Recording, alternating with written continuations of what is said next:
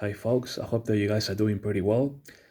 So today is Friday, the 10th of November 2023, and this video is going to be my 31st world first biblical deciphering. Then in this video, I'm going to be deciphering for you three prophecies, if you like, in the book of Zechariah, especially in Zechariah chapter 2, okay, verses 11 to 13, okay. And then I'm going to be deciphering for you in the book of Zephaniah, okay, chapter 3, if you like, verses 8 and 9.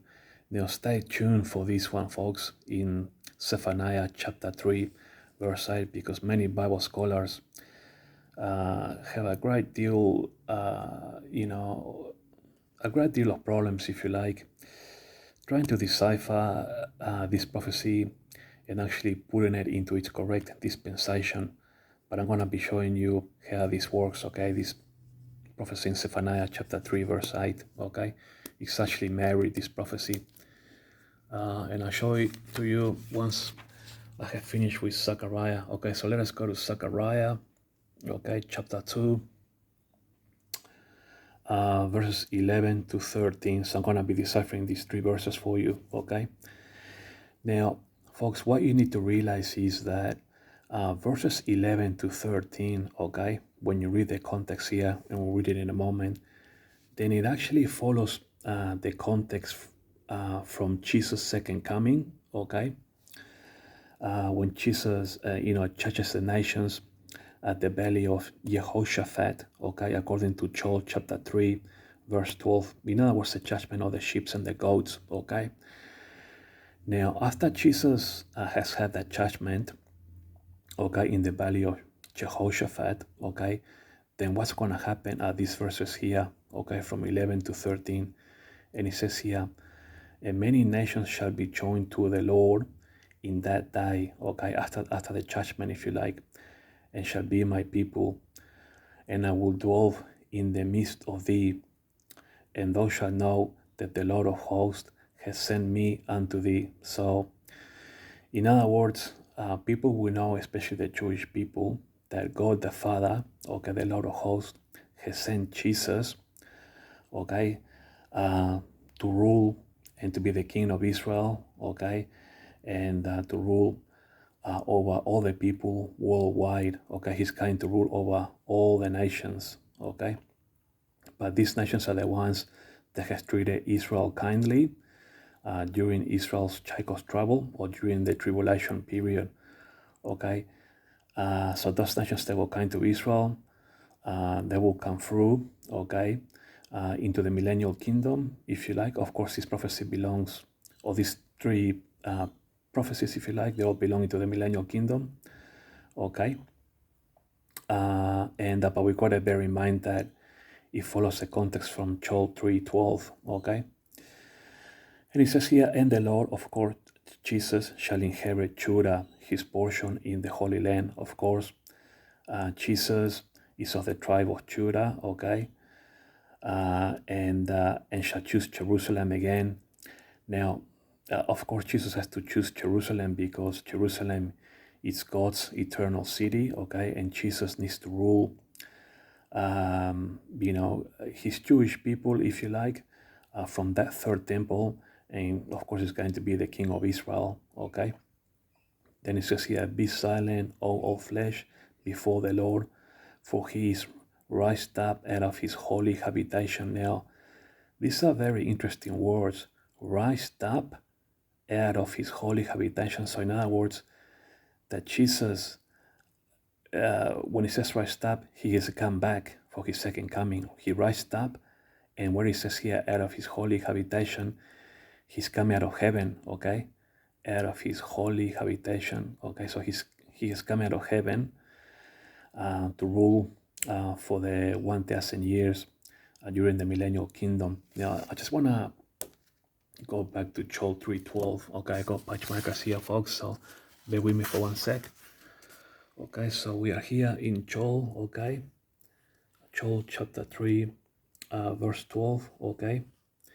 And it says here, let the heathen be weakened and come up to the valley of Jehoshaphat, for there I will sit to judge all the heathen round about. Okay, so first of all, we're going to have this prophecy come to pass. Okay, the prophecy in Joel chapter 3 verse 12, and then of course we are going to be seeing this prophecy in Zechariah. Okay, let me just go back here. Zechariah, sorry folks, got it, so I lost the page marker, in chapter 2. Okay, verses 11 to 13. So once we have the judgment, or Jesus does the judgment in the valley of Jehoshaphat, according to Joel 2:12, then we'll see these prophecies here in Zechariah chapter 12, verses 11 to 13 come to pass. Okay, now we're going to be talking about Zephaniah now.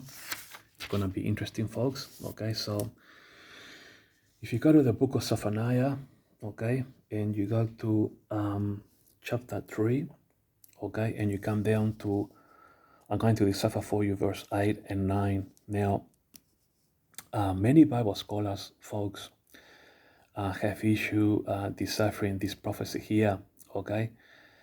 Many Bible scholars fall into the pitfalls, and many of them think that actually belongs, it's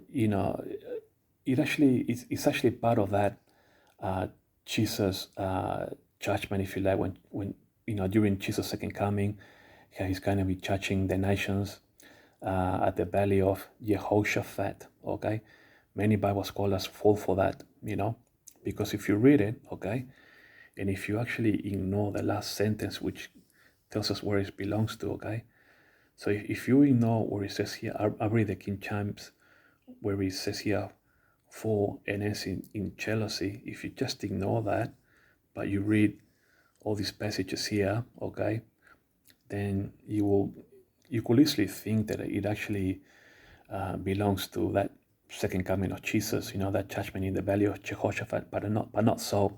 It actually belongs at the end of the millennial kingdom. And this prophecy here is actually married to Revelation 20 verse 9. So Zephaniah, okay, chapter 3 verse 8, okay, is actually married to Revelation chapter 20 verse 9. But first of all, let us read it and then I'll explain why. Okay, so it says here, therefore wait you upon me, said the Lord, until the day that I rise up to the prey. Interesting words here. I rise up to the prey. So prey here, alludes that Jesus is going to be judging people, okay, and the people will perish because he's going to prey on them. What do prey do? They eat their prey, okay. For my determination is to gather the nations. Now I want you to remember these words here, gather the nations, okay, that I might assemble the kingdoms, okay. I want you to remember the kingdoms, okay, because when we go to Revelation 20 and we read from 20 verses 7 to 9, it's going to mention these words, gather the nations, the kingdoms, and fire, okay. So it says here, let's just recap. For my determination is to gather the nations, that I might assemble the kingdoms, to pour upon them my indignation, even all my fierce anger. And look what it says here. This last sentence here is what tells us that this is going to happen at the end of the millennial kingdom, if you like. For all the earth shall be devoured with the fire of my jealousy. Okay, so all the earth is going to be devoured with the fire of my jealousy. So in other words, the earth is going to be burnt up with fire. It says that all the earth is going to be devoured with fire. Okay, now I want you to remember, gather the nations.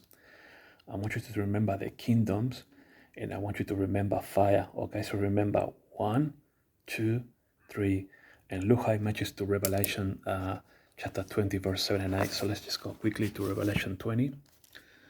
Okay, so if you go to the book of Revelation, chapter 20, and let us read the context here from verses 7 to 9, okay?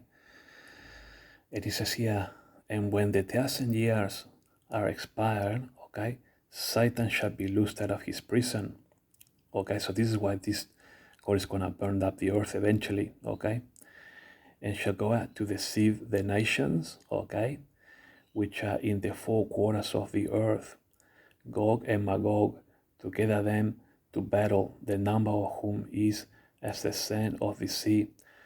Remember how I showed you in Zephaniah to remember the nations, okay, and the kingdoms, okay, so we got the nations here, four quarters of the earth, meaning the kingdoms, okay, and they went up on the breadth of the earth and compassed the camp of the saints about, and the beloved city, which is Jerusalem, and fire came down from God out of heaven and devoured them. Okay, so remember how I told you to remember the nations, okay, the kingdoms, which is represented here in the four quarters, okay, and fire. Okay, I just told you in Zephaniah, remember the nations, the kingdoms, and the fire.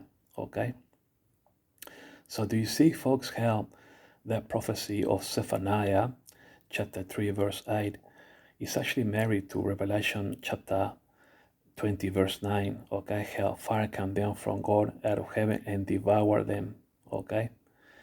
So basically what's going to happen is that we know that the whole earth is going to be burnt up, okay, because if you go down here, okay,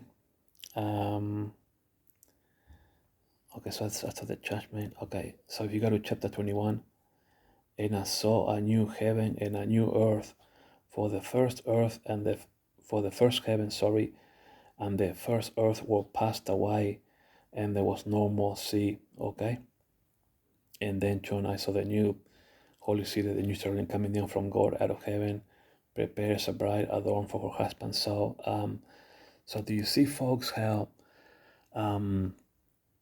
Zephaniah chapter 3 verse 8 is actually married to Revelation 20 verse 9, okay, because this is when God is going to rain fire from heaven, okay, and devour them, okay. So we got all the matches here. We got the nations, the four quarters, in other words, the kingdom, and the fire, okay.